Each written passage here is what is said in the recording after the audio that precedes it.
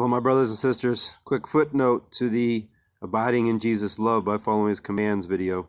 I finished it off there at the end of chapter 6, but I should have gone one more chapter, right? I talked just briefly about judging others, right? That measure that we judge, we too will be judged.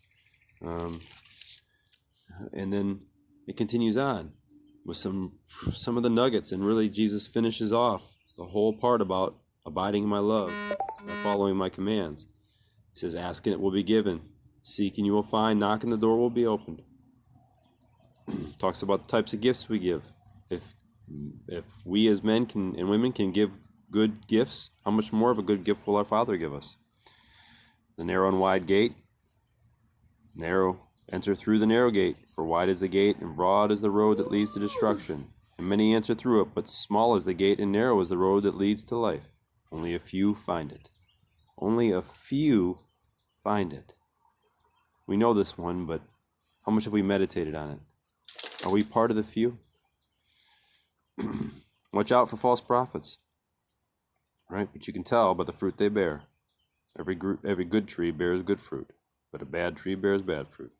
Thus, by the fruit, you will recognize the good prophets and the false prophets, true and false disciples. In the end of times comes, Jesus warns us that not everyone who says to me, Lord, Lord, will enter the kingdom of heaven, but only the one who does the will of my Father who is in heaven.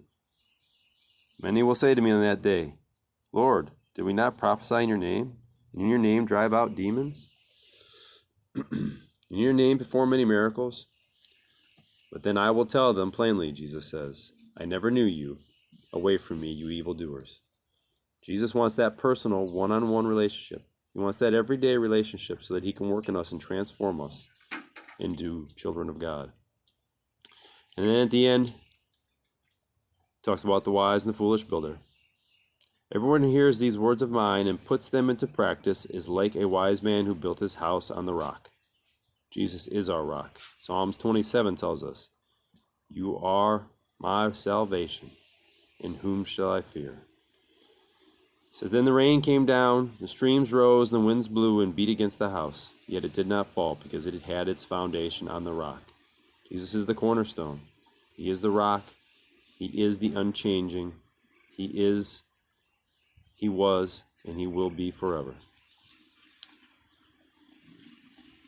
So, we're reminded that all these commands are the way that we transform our heart, transform our mind, and soften our heart, and become more like Jesus. Again, I hope this helps lift your spirit and edifies you. And as it says in Romans 15, may the God of hope bring you joy and peace.